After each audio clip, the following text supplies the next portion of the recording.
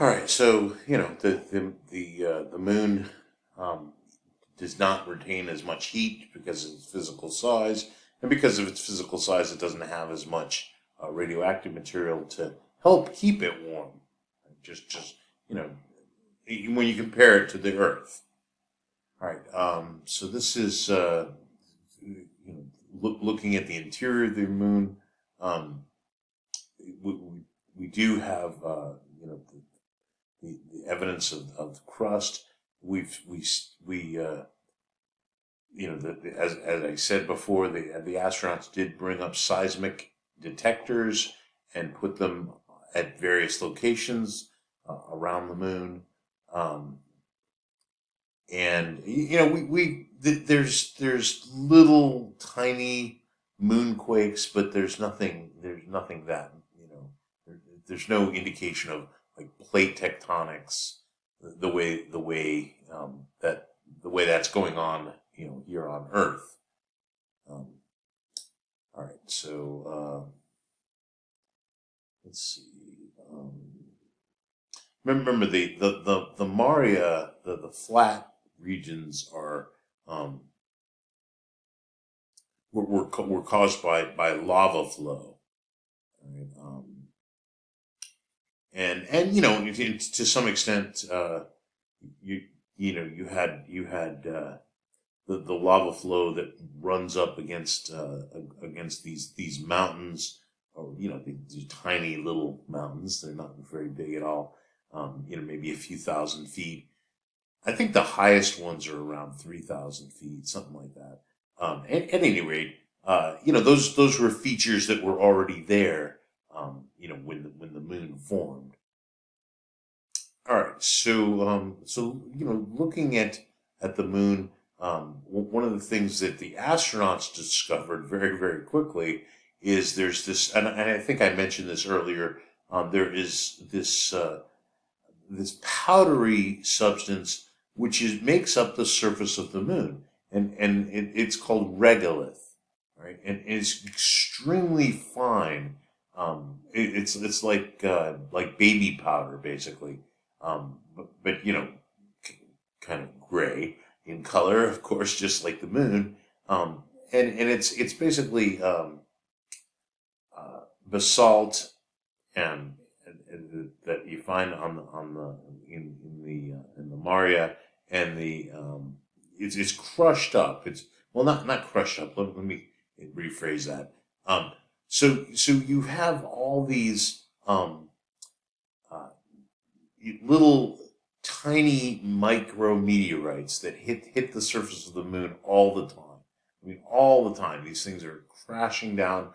Keep in mind, the moon has there's no protective uh, atmosphere, none whatsoever, right? So whatever happens to hit the moon always reaches the surface, right? It reaches the surface, and so over the course of billions and billions of years, all these tiny particles have hit the moon, and it breaks up the Maria and the anthracite that you find in the highlands, and and that creates this regolith.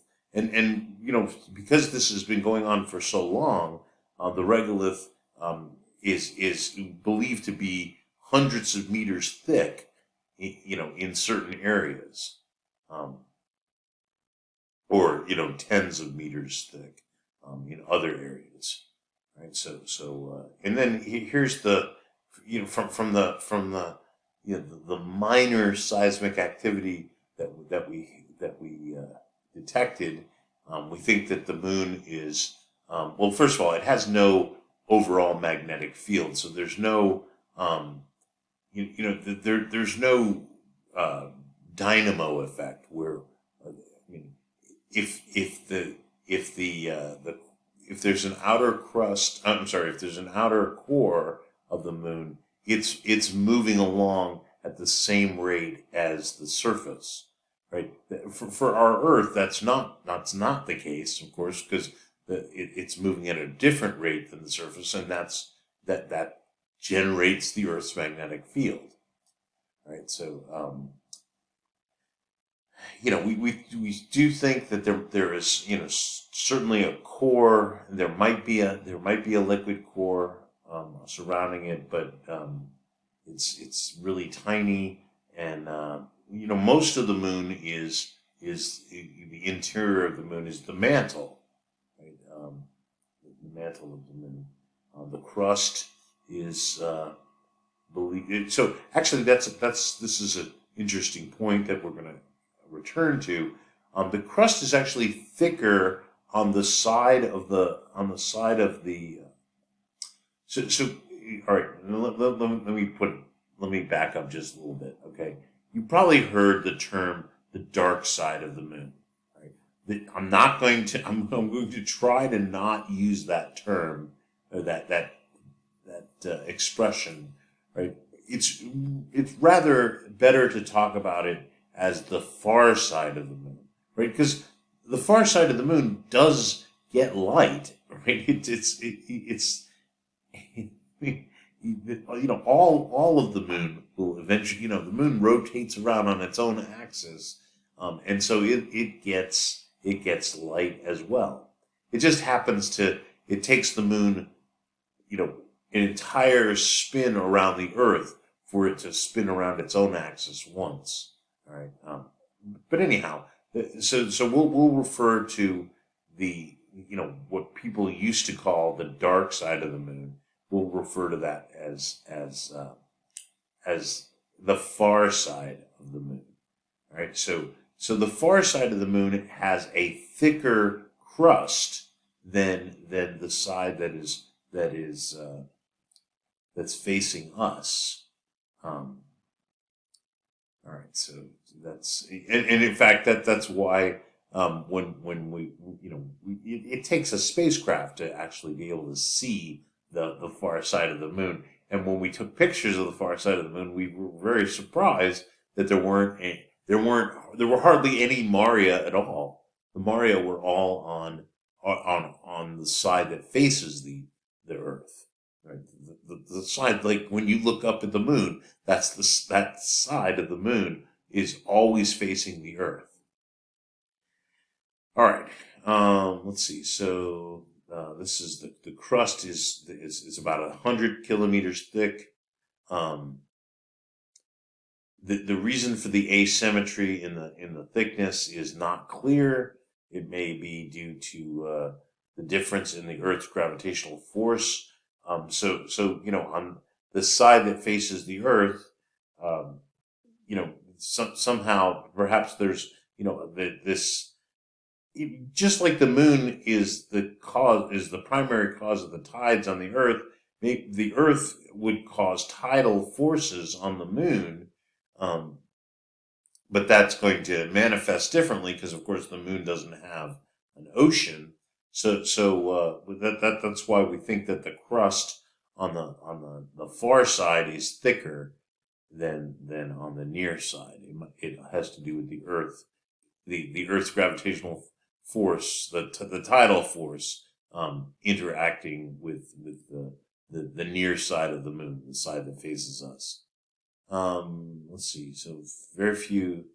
I just said that. Very few Maria on the opposite side or the far side of the moon. The crust is composed mostly of silicate rocks, which and it has some aluminum, very very little iron. All right, so that's the crust. Let's see. This is the mantle. This is we believe that the mantle extends about 1,000 kilometers down. It's probably made of the same stuff that our mantle is, which is called olivine. It appears too cool and rigid to be, to basically be, we don't get the rotation of the core the way we get the same rotation within the Earth's core, right? So that's why the moon doesn't have an overall magnetic field. All right, so the moon's moon has a low average density. It's around 3.3, which is actually pretty much like you pick up the average rock outside on the surface of the Earth. It's roughly, on average, about 3.3 grams per cubic centimeter. All right, so since the moon, the overall density of the moon is about 3.3, it tells us that there's very little uh, iron in the center of the moon, right? Because this number this is the overall density of the moon. If there was a lot of iron here, then that number would be larger, just like the Earth, right? The average stuff on the surface of the Earth has a density of about 3.3, or water, which has a density of 1. And then, of course, because the Earth has a large iron and nickel core, the average density of the Earth is 5.5. Well, that's not the case with the moon. It's 3.3. So there's simply not as much iron or nickel or any of the more dense material. All right. Some of the molten material may be below the mantle, but the core is small and has less iron and nickel.